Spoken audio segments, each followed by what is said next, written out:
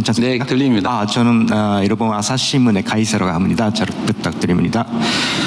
저는 한일 관계에 대해 좀 네. 여쭤보고 싶은데요. 그 일본 이시바 총리가 최근 뭐 사의를 표명함에 따라 그 한국 내에서는 뭐 한일 관계가 후퇴할 가능성이 지적되고 있습니다.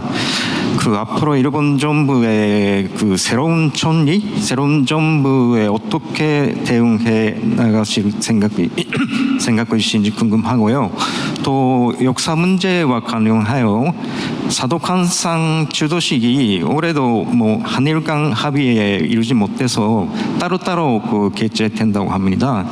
그 이러한 문제가 한일 관계에 미칠 영향과 앞으로 어떻게 대처해 나갈 생각이신지 그 말씀해 주시면 감사하겠습니다.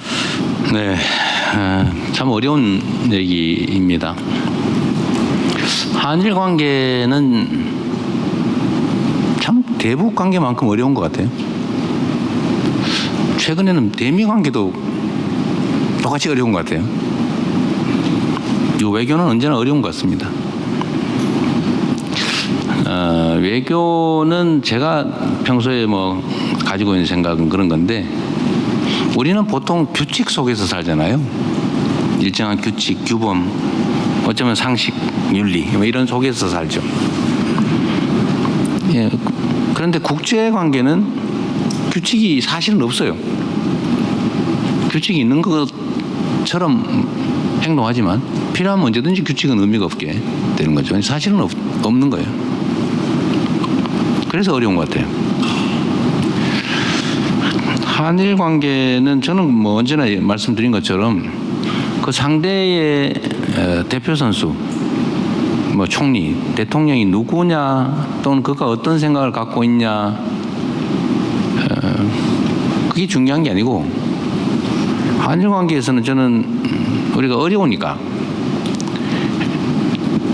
과거사 문제, 영토 문제 이런 건 뭐 매우 어려운 주제니까, 또 그러나 그 어려운 주제 말고 협력하고 또는 서로 지지하고 함께 할 일이 또 많지 않습니까? 서로에게 도움되는. 그래서 과거사 문제나 영토 문제를 외면하지는 말자. 제 입장은 그런 거죠. 외면하지는 말되 그 문제하고 사회, 경제, 뭐 민간 교류 같은 좀 미래지향적인 그런 문제들은 또 그 문제대로 별도로 접근하자. 그래야 뭐 뭔가 개선이 되겠죠. 그래서 이시바 총리에 대해서도 뭐 일부 우리 국민들은 뭐 약간 비판도 있습니다만, 일단 얼굴 보고 조건 달지 말고 뭐 오시기 어려우면 제가 먼저 가고 이웃하고 친하게 지내듯이 좀 미리 뭐 엄격하게 막 따지지 말자. 그래서 제가 먼저 갔죠. 뭐 미국 가기 전에 뭐 그것도 뭐 대미 협상에 있어서 조금 뭐 필요한 측면도 있고 우리한테. 그래서 마음 터고 얘기합시다.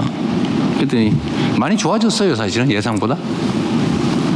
아마 일본에서 저를 볼 때도 저 분명히 엄청나게 과격하게 나올 것 같은데 이렇게 생각을 했다가 아니네 라고 한 것도 있는 것 같고, 우리도 뭐 생각보다 얘기할 여지가 있네 라고 생각한 게 있죠. 사도광산 문제는 이시바 총리가 이제 사회무사를 밝히기 전에도 이미 우리가 협의를 했는데 의견 합치를 보기가 어려웠습니다. 그래서 이번에는 포기 안 가는 걸로, 그거 가지고 막 싸우고 그러지 말자. 일단 협상은 계속 하되. 그래서 안 가는 걸로. 뭐 그것도 안 가는 게 엄청나게 싸우는 거기도 하죠, 외교적으로 보면. 근데 새로운 정부가 들어서면 어떻게 될 거냐. 아마 질문 속에 그 말이 있는 것 같아요. 이시바보다 더 힘들걸? 이라는 게 들어있는 것 같아요. 우리도 그럴 거라고 생각해요.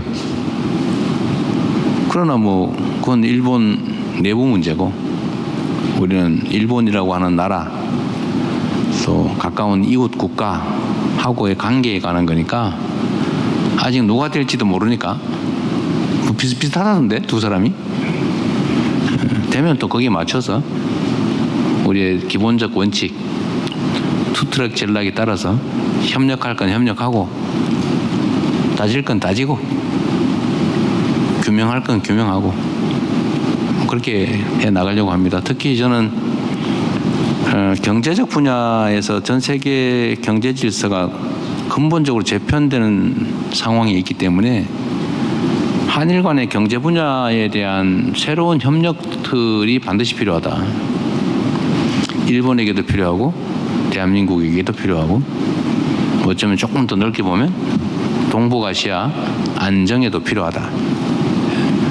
그래서 그게 가능하게 만들려면 당장 그 얘기만 해서 될 일은 아니고 협력 가능한 부분에 대해서 서로 여지를 두고 대화하고 또 좀 더 넓은 마음으로 가슴을 열고 서로 접근해야 되겠다.